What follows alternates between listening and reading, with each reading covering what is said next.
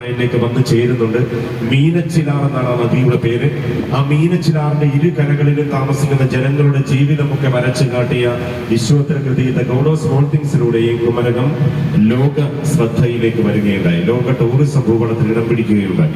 ഇപ്പോൾ നിങ്ങൾക്ക് ഇടത് ഭാഗത്തേക്ക് നോക്കുമ്പോൾ ഇന്റർനാഷണൽ ടൂറിസം ഗ്രൂപ്പായ റാഡിസൺ ഗ്രൂപ്പിന്റെ സൂരി എന്ന പേരുള്ള കുമരകത്തെ 3 സ്റ്റാർ സൗകര്യമുള്ള ഇന്റർനാഷണൽ ഇവന്റുകളൊക്കെ സംഘടിപ്പിക്കുന്ന VVIPകളൊക്കെ വന്ന് താമസിക്കുന്ന സൂരി, റാഡിസൺ ഗ്രൂപ്പിന്റെ സൂരി നിങ്ങൾക്ക് ഇടത് ഭാഗത്ത് കാണുവാനാകും.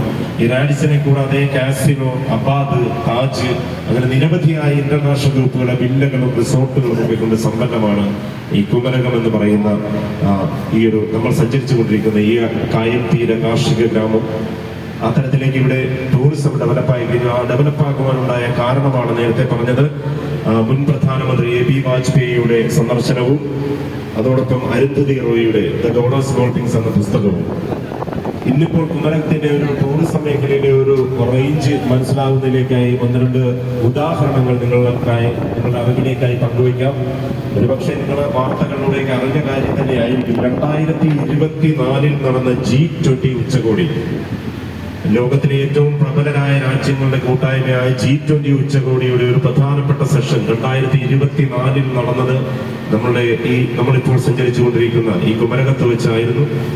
ഇതുകൂടാതെ റീസെന്റ് ഒരു 2 മാസം മുമ്പ് നമ്മുടെ രാജ്യത്തിന്റെ പ്രഥമ പൗര ആദരണീയായ ശ്രീമതി ദ്രൗപദി മുർമു അവർ, രാഷ്ട്രപതി ദ്രൗപദി മുർമു അവർ ശബരിമല ദർശനത്തിനായി കേരളത്തിലെത്തിയപ്പോഴും ഈ കുമരകത്ത് വന്ന് 2 മണിക്കൂറോളം സമയം ചെലവഴിച്ചതിന് ശേഷമാണ് ബഹുമാനപ്പെട്ട രാഷ്ട്രപതി ഡൽഹിയിലേക്ക് മടങ്ങിയത്. അത്തരത്തിലേക്ക് VVIPകൾ വന്ന് താമസിക്കുന്നതിലൂടെയും ഇന്റർനാഷണൽ ഇവന്റുകളൊക്കെ സംഘടിപ്പിക്കുന്നതിലൂടെയും കുമരകം എന്ന് ഈ കേരളത്തിലെ എന്നല്ല ഇന്ത്യയിലെ തന്നെ ഏറ്റവും പ്രധാനപ്പെട്ട ഒരു ടൂറിസം കേന്ദ്രമായി വളർന്നു കഴിഞ്ഞു.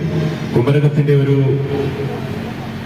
ചരിത്രത്തിലേക്ക് പോയാൽ Alfred George Baker, AG Baker എന്ന ബ്രിട്ടീഷ് പൗരനാണ് കുമരകത്തിന്റെ പിതാവെന്ന് ചരിത്രത്തിൽ അറിയപ്പെടുന്നത്. പണ്ടുകാലത്ത് ബ്രിട്ടീഷ് ഭരണ സൗകര്യാർത്ഥം കേരളത്തിലെത്തിയ അദ്ദേഹം തിരുവിതാംകൂർ മഹാരാജാവിന്റെ അനുമതിയോടുകൂടി ഇവിടെ കുമരകത്തെത്തുകയും ഇന്ന് നമ്മൾ കുമരകമായി കാണുന്ന കരപ്രദേശമായി കുമരകമായി കാണുന്ന പ്രദേശങ്ങളെല്ലാം നൂറ്റാണ്ടുകൾക്ക് മുമ്പ് വേമ്പനാട് കായൽ തന്നെയായിരുന്നു. ഇതെല്ലാം നികത്തി നിർമ്മിച്ചെടുത്ത കരപ്രദേശങ്ങളാണ്.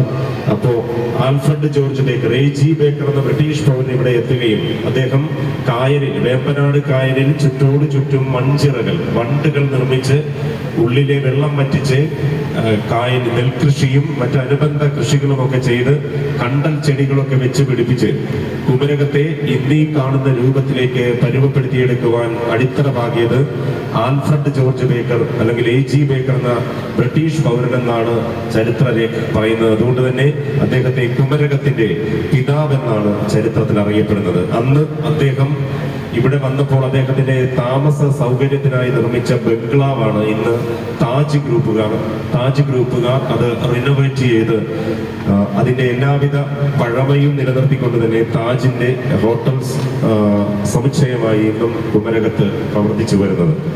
ഇത്രയും കാര്യങ്ങളാണ് കുമരകവുമായി ബന്ധപ്പെട്ട് നിങ്ങളുമായി പങ്കുവയ്ക്കാനുള്ളത്. പ്രിയപ്പെട്ടവരെ, ഇനിയുള്ള നമ്മുടെ യാത്ര, ഈ 5 മണിക്കൂർ യാത്രയിൽ ഏറ്റവും മനോഹരമായ